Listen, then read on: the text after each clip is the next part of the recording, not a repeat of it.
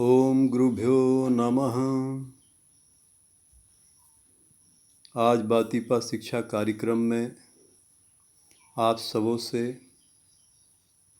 ब्रह्म ज्ञान के ऊपर चर्चा करूंगा। इस धरती पर मानव कल्याण के लिए समय समय पर परमात्मा जो दिव्य ज्ञान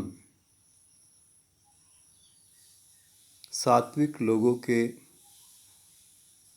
हृदय में, मस्तिष्क में डाल देते हैं, जिसके सहारे वो अपने साथ साथ पूरे मानव का कल्याण करते हैं,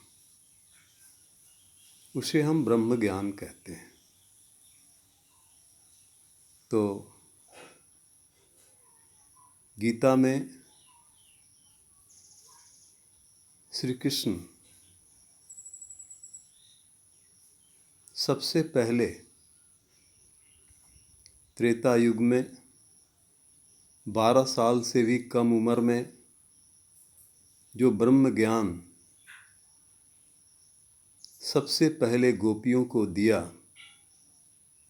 उसकी छोटी कहानी आप सबों के समक्ष रखता हूँ। जब गोकुलवासियों को पता चला कि दुर्वासा ऋषि जमुना के उस पार आकर डेरा डाले हुए हैं, तो गोपियाँ भी 56 प्रकार के भोग बनाकर उन्हें खिलाने के लिए निकलती हैं। और जब जमुना तट पर जाती हैं तो जमुना में पानी का स्तर बढ़ जाता है, जिसके कारण वो उस पार नहीं जा पाती हैं और केशव के पास आकर उनसे प्रार्थना करती हैं कि उन्हें उस पार जाने का उपाय बताएं। श्री कृष्ण उनसे कहते हैं कि गोपियों, जाकर जमुना से कहो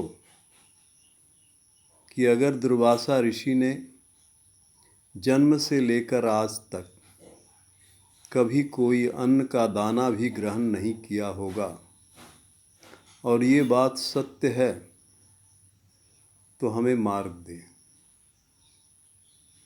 इसके बाद गोपियाँ क्यों कर्तव्य विमूढ़ हो जाती हैं कि अगर ये बात सत्य हुई तो इतना परिश्रम करके जिनको खिलाने के लिए हम लोगों ने 56 भोग बनाया, वो तो खाएंगे ही नहीं। और तब कृष्ण फिर उनसे कहते हैं कि जाओ कर्म करो, और वहाँ से निकलती हैं। और जैसे ही वो जमुना के किनारे आकर इस वक्तव्य को दोहराती हैं, जमुना उन्हें जाने का मार्ग प्रशस्त कर देती है। और उस पार जाने के बाद दुर्वासा ऋषि जब देखते हैं कि गोपियों ने इतने सारे स्वादिष्ट पकवान बनाकर लाए हैं, तो सब वो खाते हैं। तब गोपियों को आधा ब्रह्म ज्ञान होता है कि ये वास्तव में कभी कुछ खाए नहीं, ये सत्य है, लेकिन हमें निराशा होगी कि हम लोगों ने इतना परिश्रम करके ये सब कुछ बनाया है तो हमें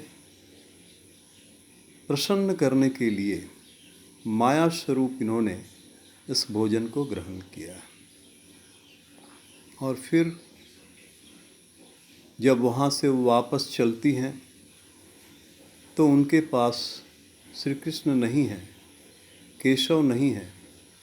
इसीलिए वो दुर्वासा ऋषि से पूछती हैं कि हमें उस पार जाने का उपाय बताएं। और दुर्वासा ऋषि कहते हैं कि तुम सब जाके जमुना से कहना कि श्री कृष्ण के तरह ब्रह्मचारी और योगेश्वर आज तक इस धरती पर कोई पैदा नहीं हुआ होगा, और ये बात 100% सही है, तो जमुना हमें मार्ग दो।